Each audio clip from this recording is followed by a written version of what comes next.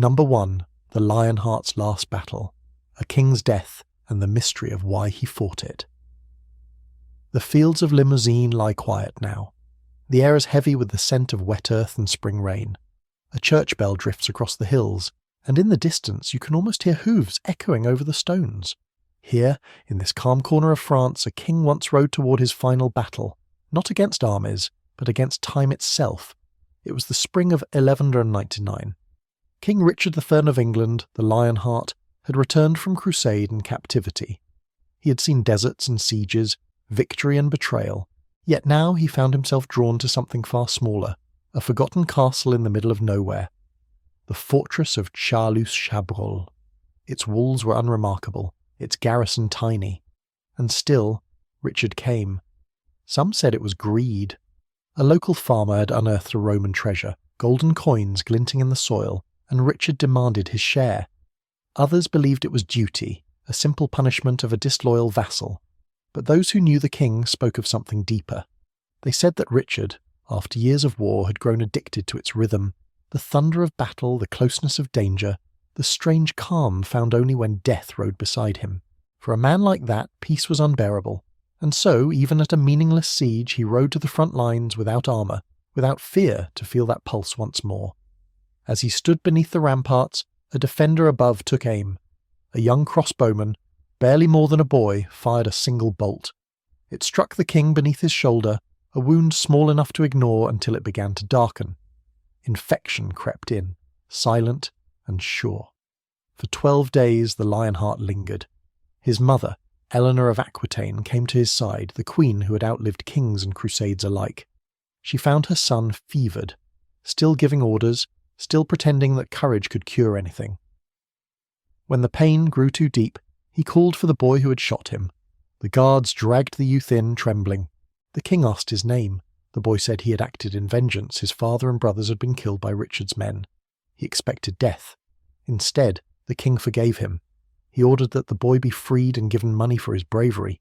No one knows why. Maybe it was fever. Maybe it was faith. Or maybe, in that last quiet moment, Richard finally understood the cost of the life he'd chosen, the endless battles, the wasted blood, the men who followed him into graves.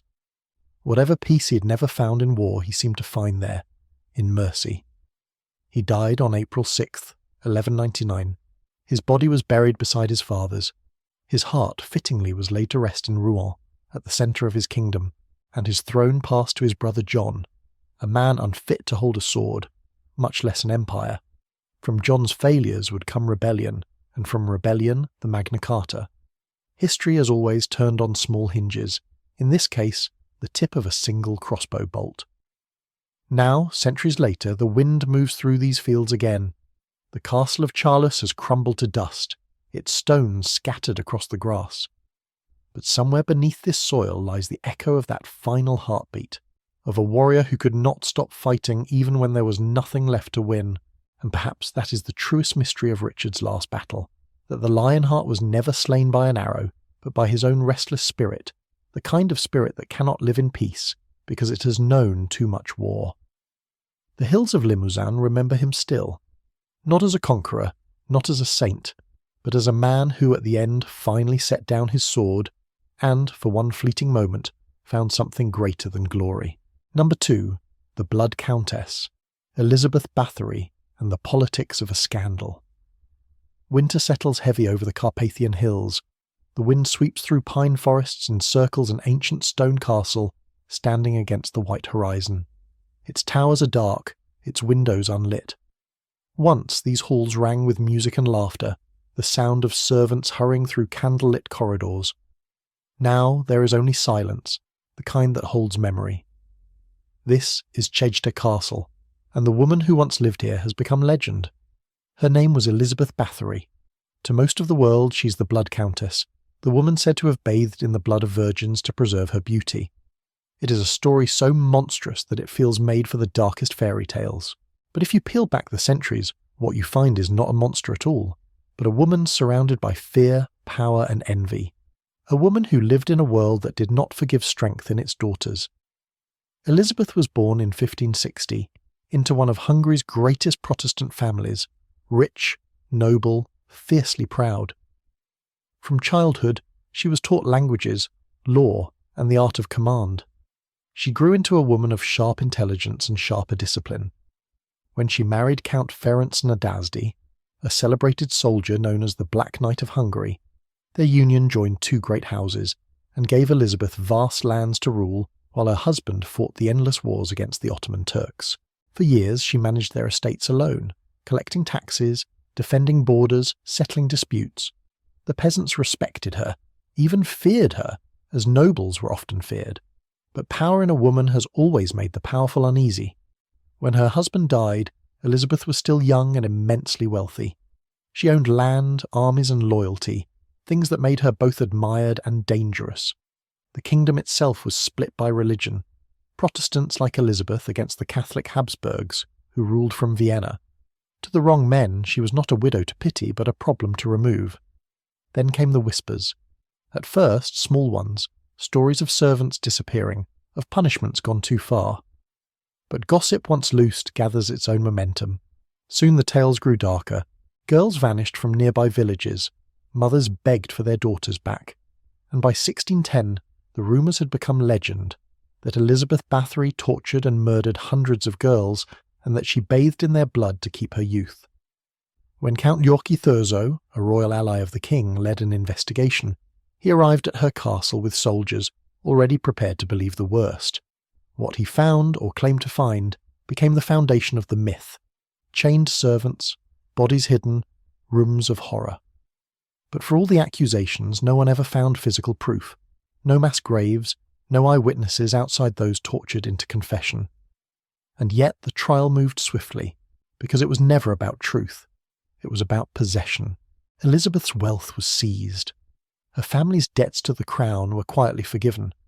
Her lands were divided among men loyal to the king. The witnesses, mostly peasants and servants, spoke under torment until their words matched the story their judges wanted to hear. And so the Countess of Chester was declared a monster, without a trial, without a voice. She spent her last years sealed inside her own castle, walled into a few small rooms with only a slit for air and food. Outside the seasons turned, the same snow, the same silence. Inside a once great lady sat alone, waiting for history to make up its mind.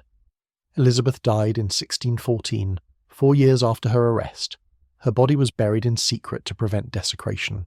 The church never canonized her guilt, but the world did. Within a generation, pamphlets and sermons called her the Vampire of Hungary. Later centuries turned her into myth, a symbol of sin, vanity, and female cruelty. But if you look closely, the story begins to tremble. There is no record of the famous bloodbaths until 100 years after her death. The numbers of her supposed victims grow with every retelling, 30, then 300, then 600. And always the same pattern. Men in power, writing about a woman who had too much of it. Maybe Elizabeth was cruel. Maybe she was harsh with her servants. But history, written by those who feared her, made her something else. A warning, a shadow cast long after her death. Stand now before the ruins of her castle. The wind moves through the empty halls. The snow has covered everything, even the stones where she once walked. Whatever truth lived here has long been buried under centuries of story. And perhaps that is the cruelest part of all. Not the legend, but the silence. Because when history meets a woman it cannot understand, it rarely leaves her human. It turns her into something easier, a monster, a myth, a tale to tell by firelight. And yet, in the stillness of Chester Castle, if you listen closely you might not hear screams or chains at all, only the sound of the wind moving through cold stone, whispering her name like a question that was never meant to be answered.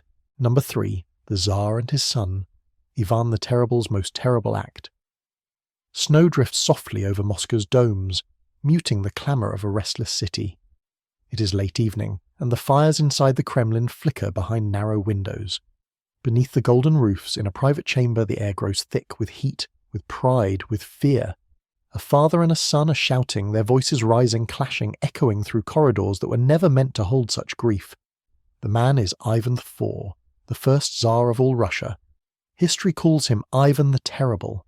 The son is Tsarevich Ivan Ivanovich, his heir, bright, loyal, and brave. And before the night ends, one will lie dying at the other's feet. Ivan the Terrible had once been a child touched by prophecy, clever, devout, but scarred early by betrayal. He saw poison poured into his family's cups, watched nobles twist around him like snakes. By the time he became Tsar, mistrust had become his only language. He built an empire with one hand and destroyed it with the other, praying by candlelight before the same icons that looked down upon his tortures. That night in November 1581, the argument began with a young woman, the Tsar's pregnant daughter-in-law. She was resting in her chambers, her veil undone, when Ivan entered and scolded her for what he saw as indecency. Her husband, the Tsarevich, hearing her cries, rushed in and stood between them. Words followed, too many, too fast. Anger burned bright, and control vanished. The Tsar, overcome, struck his son with the heavy staff he carried always by his side. The blow landed against the young man's temple. For a moment, there was only silence, then horror. The heir fell, bleeding into his father's arms. Ivan cried out, dropping to his knees, pressing cloth against the wound, calling his son's name again and again. He promised God anything if he would just let the boy live. But no prayer could undo what rage had done. For days the Tsarevich lingered, pale and fevered. The Tsar kept vigil beside him, weeping, whispering, trying to command time to stop. When his son died, Ivan tore his robes, scattered ashes across the floor, and locked himself away in his chapel. They say he prayed until his voice broke, that the walls shook with his sobbing. Russia, too, would never recover. The Tsarevich had been everything his father was not, loved, steady, patient. With him gone, the empire's future fell to Ivan's weaker son, Fyodor, and to courtiers hungry for power. Within years came the time of troubles, famine, foreign invasion, and chaos. The dynasty that Ivan built with terror began to crumble beneath its own weight. No one knows exactly what happened that night. The official records are silent. Fear has a way of erasing the truth. The story lives on through letters, rumours, and one haunting image. A painting by Ilya Repin, centuries later, showing the Tsar clutching his dying son, eyes wide in horror, his hands red with blood. Whether the details are legend or fact hardly matters now. What endures is the feeling, the raw, unmistakable grief of a father who finally saw the monster he had become. Perhaps that is why this story has never faded. Because behind the crown, behind the fury, Ivan the Terrible was still a man, one who loved and feared and broke under the weight of his own temper.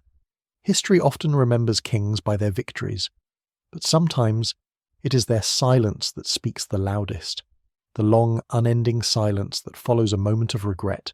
Outside, the snow keeps falling over Moscow, the bells toll for the Vespers, the city sleeps, unaware that inside those walls one act of anger has changed everything, and in that endless white, if you listen closely you might hear it, the whisper of a father's voice still begging forgiveness from a son who will never answer. Number 4. The Phantom Fortress, the plane that landed itself. It was a grey November morning in 1944. The war had dragged on for 5 long years, and even the sky seemed tired. Over the quiet fields of Belgium, mist drifted low, softening the sound of distant gunfire. British soldiers stood watch along the edge of a meadow when a deep hum began to grow above them, steady, powerful, and oddly calm. Out of the clouds emerged a shape that made them freeze. A silver B-17 Flying Fortress, one of America's great bombers, descending in perfect order. Its 4 engines turned in harmony, landing gear down, approach smooth as if guided by an invisible hand. No distress call, no signal flare, no movement behind the cockpit glass. Just a silent, obedient machine gliding toward the earth. The men scattered for cover. They expected a crash, fire, explosion, chaos. But the crash never came. The plane touched down hard, skidded across the wet grass and rolled to a stop. Its propellers spun for a moment longer, coughing smoke into the cold air, then only the wind. When the soldiers approached, rifles ready, they found something stranger than danger. Inside, the air was warm. The cockpit switches were still on. A thermos of coffee rested beside an open map. Jackets lay draped across seats. And yet the plane was empty. No pilot, no crew. 10 men had simply vanished. For a long while the soldiers said nothing. They only listened to the steady tick of cooling metal. In that moment the bomber felt alive, a breathing thing that had flown itself home through cloud and fire, carrying only the echo of the lives it had once held. Later, investigators traced its story. The bomber had left England on a mission to Germany and been hit by anti-aircraft fire. One engine failed, and the pilot, believing the plane doomed, ordered his crew to bail out. He set the autopilot, levelled the wings, and jumped. But the plane, lighter now, emptied of its men, refused to die. It drifted on through the grey skies, across enemy lines, and somehow found its way to Belgium. By sheer balance of wind and will, it landed nearly intact. All 10 crewmen survived their parachute descent. They never knew their ship had finished the journey alone. The story spread quickly among Allied camps. Soldiers called it the Phantom Fortress. Some swore it was divine protection, others whispered it was a ghost. But most simply felt wonder, that even in the madness of war something could still move with such grace, such impossible purpose. Because in truth, it wasn't about the machine. It was about the feeling it left behind, that small human hope that order can rise out of chaos, that something faithful can still return home. Years later, the plane was dismantled for scrap. The field returned to grass. But the memory stayed, told and retold by those who saw it glide from the clouds that day, alone but unbroken. And maybe that's what this story has always been about. Not ghosts, not miracles, but survival. The quiet kind that doesn't need witnesses or applause. A reminder that sometimes, even in war, the world gives back a moment of peace. Somewhere in that Belgian sky, a plane once kept flying long after its crew had gone. And in that strange, steadfast flight, humanity caught a glimpse of something greater than victory. The simple, enduring will to make it home. Number 5. The Lost Tribe of the Black Sea, the Vanishing of the Crimean Goths. The wind that moves across the cliffs of Crimea has the sound of memory in it. It slides through the grass, over the old stone ruins, and down toward the dark, endless sea. If you stand there at dusk when the light fades and the gulls grow quiet, you might almost hear another sound beneath the wind, the faint trace of a language long forgotten, once spoken by a people who refused to die when their world fell apart. They were called the Crimean Goths, a fragment of a great wandering tribe that once stormed across Europe and shook the walls of Rome itself. But these were not conquerors anymore. These were the ones who stayed behind. When the Huns swept across the plains in the 4th century, most of the Gothic tribes fled west, vanishing into the blood and smoke of Europe's darkening age. But a small group, stubborn, faithful, weary of war, turned south and found refuge on the jagged peninsula that juts into the Black Sea. There, among the cliffs and caves, they built new homes. They raised stone churches, learned to fish the cold waters, and carved their prayers into the limestone walls.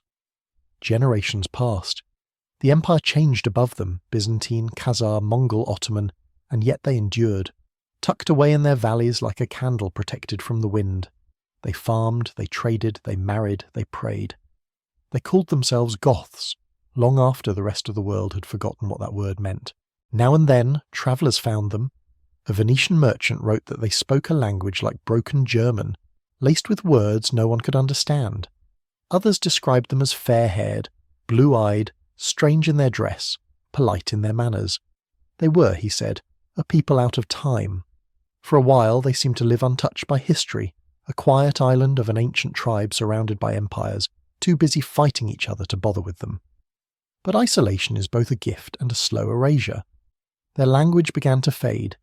The priest preached in Greek, the merchant spoke in Tatar, the children learned the words of whoever ruled that decade. By the 16th century the Gothic tongue was almost gone, a whisper kept alive by a few old songs. When the traveller Ogier de Busbecq, an ambassador of the Habsburg Empire, passed through Crimea in 1562, he met an old man who still spoke that language. Busbecq wrote down a few words: son, bread, hand, father, the last fragile echoes of a speech that once filled entire kingdoms, and after that the voice of the Crimean Goths fell silent. They did not die in battle. They did not flee. They simply blended into the Tatars, into the Greeks, into the soil itself. A people worn down not by the sword but by the gentle erosion of time. Today the hills of Mangup and Eskikirman still hold the outlines of their churches. You can trace your fingers over the stones they laid, the crosses they carved, and imagine their children playing in the courtyards, their mothers calling them home at dusk. There is a warmth in that thought, that even in their disappearance, they left behind traces of love, of order, of life. History often celebrates the loud, the conquerors, the kings, the destroyers, but the Crimean Goths remind us that survival can be quiet, almost invisible. They endured not by dominating but by belonging, until belonging itself erased them. And yet, maybe that is not tragedy, but peace, because to fade gently into the place you call home is also a kind of immortality. The wind still moves across those cliffs. It carries no banners, no hymns, no battle cries, only the soft murmur of what once was, and if you listen long enough, you can almost believe the land still remembers their names. Number 6, the lost flower of the ancient world, the mystery of Silphium. The marketplace of Cyrene once shimmered with sunlight, and the scent of salt from the nearby sea. Traders shouted over the hum of 1,000 voices, the air thick with the smell of olive oil, honey, and spice. And somewhere among the noise, gleaming on tables like treasure, were bundles of a golden herb. Its stalks were heart-shaped, its taste both sweet and sharp, and its name carried through the ancient world like a promise. They called it Silphium. To the people of Cyrene, it was more than a plant. It was life itself, medicine, perfume, spice, and charm. Physicians said it cured coughs, eased pain, and stirred the heart. Cooks shaved it into stews as though sprinkling sunlight. Lovers wore it in garlands, believing it could bless or prevent the making of a child. And on every coin minted in Cyrene there was its image, proud and delicate, the symbol of a city's fortune. But Silphium had one strange habit. It refused to grow anywhere else. Farmers tried in Greece, in Egypt, even in Rome, yet the plant withered in every foreign soil. Only along that narrow coastal strip between desert and sea did it flourish, nurtured by a climate so precise it was almost magical. And then, as quietly as it had appeared, it was gone. At first, people noticed smaller harvests. The hillsides grew bare, the soil turned thin. As demand spread from Cyrene to Rome, every stalk was cut, every root dug. The Romans, who believed that nothing beautiful could ever run out, took what they wanted and asked no questions. By the 1st century, Silphium had vanished from the wild. Pliny the Elder wrote that one final stalk was found, a single survivor of an entire species, and it was sent as a curiosity to Emperor Nero. Imagine that moment, a world that once smelled of this golden plant now empty of its scent, its sweetness remembered only in words. Some say the soil changed, others blame over-harvesting or grazing animals. But maybe the truth is simpler. We loved it too much. Silphium became the first recorded victim of human appetite, the first extinction we noticed too late to stop. And yet, it left something behind. Look closely at those ancient coins from Cyrene, the ones stamped with its image. The shape of Silphium's seed pod forms a perfect heart. Some say it is where our modern symbol of love began, not as a mark of romance, but as the memory of something precious we destroyed, a love we could not keep. Standing in the ruins of Cyrene today, the air is dry and still. The sea still glitters, but the hills where Silphium once grew are bare, and the ground no longer remembers the touch of its roots. The world has moved on, as it always does, yet its story lingers, a whisper of gold in the dust, a reminder that beauty can be both fragile and finite. Perhaps that is the true legacy of Silphium, not the plant itself, but the lesson it left behind, that everything we cherish must be tended with care, or it will slip quietly from our grasp. And so, the lost flower of the ancient world remains a symbol, not of loss alone, but of longing. Because somewhere deep within us we still believe we might find it again, that on some forgotten hillside by the sea, a single golden stem waits, bending gently in the wind, forgiving us. Number 7, the Emperor's Whisper. What happened to the 9th Roman Legion? Mist drifts low over the hills of northern Britain. The wind moves through the heather with a whispering sound, like breath over a secret. Once, beneath this same grey sky, thousands of men marched north, their armour gleaming, their banners snapping in the cold. They were soldiers of Rome, proud, disciplined, undefeated. They were the 9th Legion, and one day they vanished. No battle was recorded, no graves were found. Only silence stretching from the edge of empire into the wild unknown. The story begins around the year 120 AD. Rome ruled half the known world, but its grip on Britain was uneasy. Beyond the frontier lay tribes who bent to no emperor, people who fought not for land, but for the memory of freedom. When word reached York that rebellion was stirring in the north, the 9th was sent to restore order. 5,000 men, marching into mist, and then nothing. Years later, when officials tried to trace the legion's fate, the trail ended in confusion. Some records said they were destroyed in battle, cut down by warriors in the highlands. Others suggested they were sent east, reassigned to distant outposts, their name quietly erased after defeat. Historians still argue as if the truth itself were hiding behind the fog, but perhaps the answer is not written in the archives, but in the silence Rome left behind. The empire loved order, and order cannot tolerate failure. If the 9th had been annihilated, the shame would have been unthinkable. It was easier, perhaps, to pretend they never existed, to bury them not in graves but in bureaucracy. Empires have always known how to make people disappear without leaving blood on their hands, and yet one cannot help imagining those men, marching north under the rain, their boots sinking into the mud, their breath visible in the cold. They must have known how far from home they were. They must have felt the edge of the world pressing close. Did they believe Rome could still protect them here, beyond its own light? Perhaps they were ambushed. Perhaps they scattered. Perhaps a few survived, building quiet lives in the villages they were sent to destroy. Or perhaps they were simply swallowed by the land itself, as so many conquerors are, one army more returned to earth. What remains today is not proof, but presence. The ruins of Roman roads that lead nowhere, the faint outlines of camps long abandoned, and the legend, the haunting image of a legion walking into the mist and never coming back. If you visit those hills now, you'll find only wind and grass and sky. But sometimes, when the clouds hang low and the air grows still, people say they can hear it, the faint march of feet, the jingle of armour, the steady beat of Roman discipline carrying on through the centuries. Maybe that's all the memorial the 9th Legion ever needed. Not marble, not glory, just the echo of their march, fading slowly into the silence they became. And in that silence lies a truth older than empire, that power is loud when it rises, and very quiet when it disappears. Number 8. The Voynich Manuscript, the book that refused to be read. In a quiet library at Yale, behind glass that catches the glow of afternoon light, rests a book that no one can read. Its pages are yellowed, the ink faded but unbroken, the script flowing like water from a steady hand. Drawn across the parchment are delicate plants that never lived, constellations that never shone, and women bathing in green pools beneath stars that never rose. It is called the Voynich Manuscript, and for 500 years it has refused to give up its secret. The story of the book begins, at least for us, in 1912, when a Polish antiquarian named Wilfrid Voynich found it tucked among the archives of an old Jesuit library in Italy. He opened it, and the world seemed to tilt. Here was a volume of over 200 pages written in a script unlike any known language, too patterned to be nonsense, too consistent to be random. It was as if someone had invented an entire tongue, complete with grammar, rhythm and mystery, and then vanished without leaving another trace. Voynich brought it to scholars, and soon the brightest minds of the century began to puzzle over it. Linguists, mathematicians, cryptographers, all tried their hand.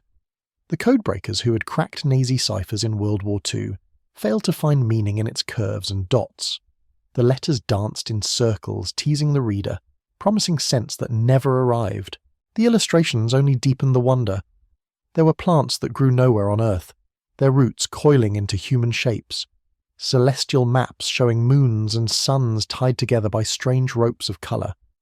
Figures of women floating in emerald water, surrounded by pipes that seemed to pulse with life. Every page felt alive, not with knowledge, but with intention. Someone had meant this to be understood. Someone had believed in what they were writing. Carbon dating places the parchment in the early 1400s, at the dawn of the Renaissance when science and magic still held hands, and faith in hidden knowledge filled the air. Some think it was a manual of medicine or astrology. Others see it as a hoax, a trick played on a curious duke. A few whisper that it was written by a genius who saw the world differently, capturing what the rest of us could never see. But the truth has always stayed just out of reach, like the reflection of a candle in moving water. Perhaps that is why the Voynich manuscript endures, because every generation finds itself drawn to the same riddle, to the idea that somewhere there might be words meant for us that we no longer understand. The human heart, after all, is made to chase meaning. Today, when people visit the Beneka Library and stand before the glass case, they lean closer, almost unconsciously, as if the pages might whisper something. The ink seems to shimmer for a moment. The strange letters wind across the parchment like veins of thought, and every viewer feels the same quiet thrill that maybe, just maybe, the book will choose them to reveal its secret. It never does, and yet that is the gift it gives, the wonder of not knowing. In a world drowning in information, this single book reminds us that mystery still exists, and that some doors should stay half open so that imagination can walk through. Perhaps that is what its unknown author intended all along, not to be understood but to be remembered, to leave behind a question shaped like beauty, a riddle written in faith that someone, someday, would care enough to ask. And so, the Voynich manuscript waits, silent, patient, and alive. Its pages hold not an answer, but an invitation to keep wondering, to keep searching, and to keep listening for the voice that will never quite speak. Number 9. The Disappearance of the Indus People, Civilization Without a Tombstone. At sunrise, the ruins of Mohenjo-Daro glow gold against the dust. The streets are straight, silent, and almost impossibly clean. The same streets where, 4,000 years ago, children once ran barefoot between rows of brick houses, where potters worked beside wells and merchants measured grain beneath the shade of palm leaves. Now, only the wind passes through. It whistles through doorways, over empty courtyards, as if searching for the voices that once filled this city with life. This was the Indus Valley civilization, one of the earliest, and perhaps the most quietly extraordinary of them all. It rose around the same time as Egypt and Mesopotamia, yet unlike those empires of pharaohs and kings, the Indus left behind no grand monuments, no boasting inscriptions, no tales of conquest carved into stone. Instead, they built order. City after city, Harappa, Lothal, Dolavira, rose in perfect harmony, their streets laid out like a heartbeat you could map. Every house had drains leading to a covered sewer. Every block had wells for clean water. Even the bricks were the same size, as if every builder followed the same unspoken rhythm. They were traders, engineers, and dreamers of balance. While others fought for thrones, the Indus people built a world that worked, steady, fair, and astonishingly modern. From their ports, ships sailed to Mesopotamia, carrying grain, pottery, and carved seals etched with graceful animals and symbols that no one today can read. Their writing, beautiful, compact, and still undeciphered, feels like a heartbeat frozen mid-word. And then, around 1900 BCE, that heartbeat stopped. No war came to end them. No enemy burned their cities. They simply began to fade. The wells dried. The fields cracked under the sun. The great river that had given them life, perhaps the Sarasvati, changed its course, stranding their towns in sand. Slowly, the people of the Indus left their brick homes and drifted east, following the promise of water. The cities they built were not destroyed, they were outgrown. Archaeologists have theories, climate change, shifting trade, internal migration, but no single answer can explain the quietness of their end. It was not collapse in the way we usually imagine it. It was more like an exhale. And maybe that is what makes their story so haunting. We live in a world that measures greatness by noise, by empire, by monument, by destruction. But the Indus people remind us that civilization can also thrive in silence. They achieved balance between each other, between nature and need, and when that balance broke, they did not fight the inevitable. They simply let the river go. Today, you can still walk their streets. The bricks are warm under the sun. The wells, though dry, still plunge deep. The drains are so well built that some can still carry water. Every line of those cities speaks of care, of a people who believed that order was its own kind of beauty.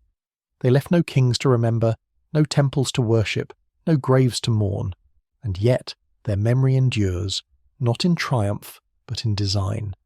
Every city built since owes something to them, every straight road, every pipe, every grid drawn on a map.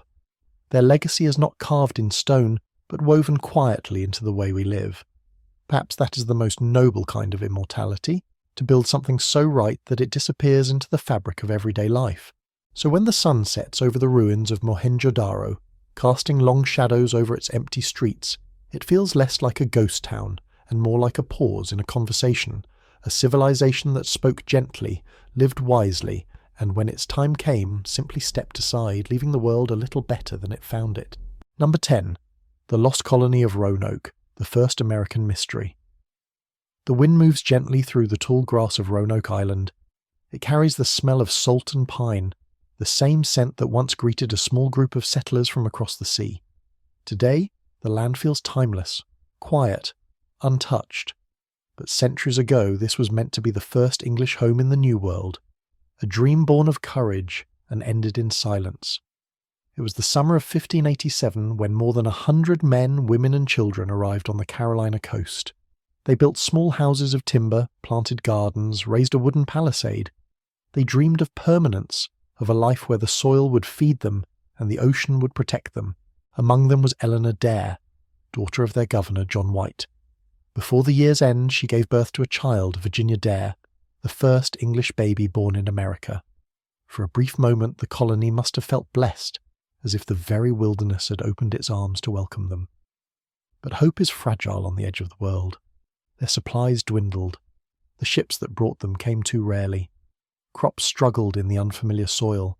The native tribes around them grew wary, some turning hostile. When Governor White returned to England for help, storms and war delayed him. Years passed before he could come back. When he finally reached Roanoke in 1590, the shore was still. The fort was gone. The houses were stripped to their frames, the tools rusted, the fields overgrown. There were no graves, no bodies, no signs of struggle. Only one word carved into a post, Croatoan, the name of a nearby island, and of the people who had once been their friends. White wanted to search, but another storm drove his ship away. He never found his daughter, his granddaughter, or anyone from the colony again.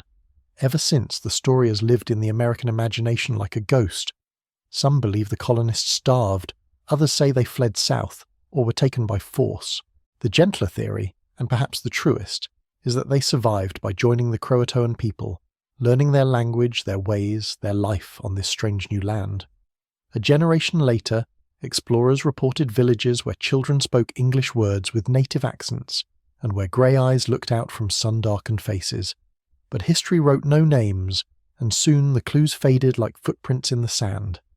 The mystery of Roanoke endures not because of what we lost, but because of what it represented, a fragile dream of beginning. Every new world starts with a disappearance, of certainty, of control, of the old ways we carried with us. Roanoke was not just a failure. It was a threshold, the first step towards something America would spend centuries trying to become. When you stand on the island today, the air feels heavier somehow. The forest has swallowed the fort, and the sound of the ocean seeps through the trees like a memory trying to speak. If you listen closely, it almost sounds like voices, laughter, footsteps, the rhythm of work and hope, and then only wind. Maybe the settlers of Roanoke did not vanish at all. Maybe they transformed, leaving behind not ruins, but a question.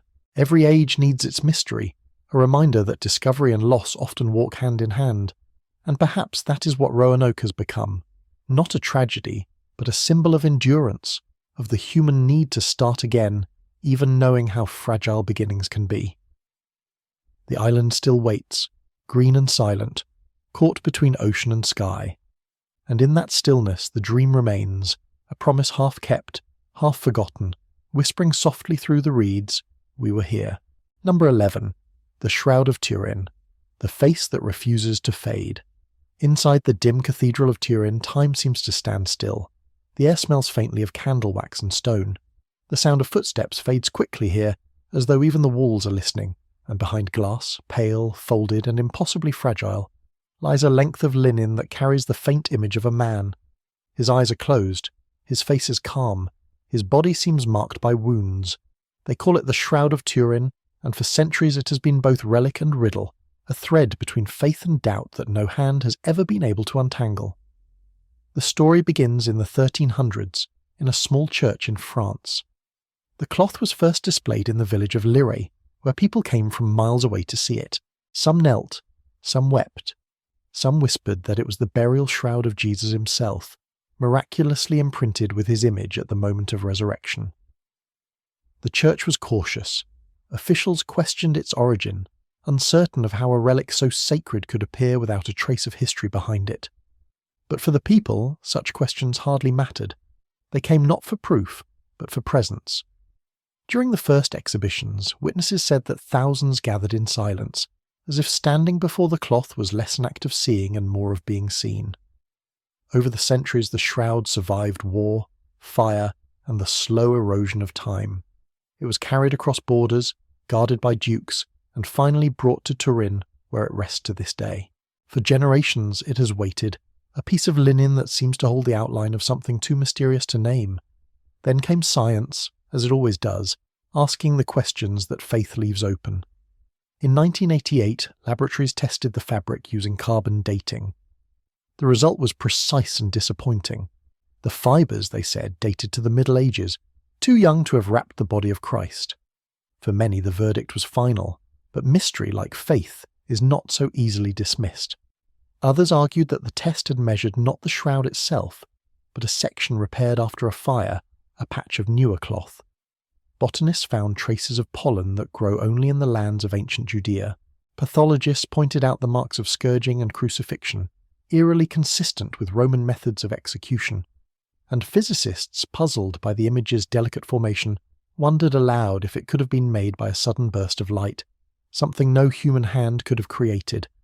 And so, the debate continues, not just between believers and skeptics, but within each of us.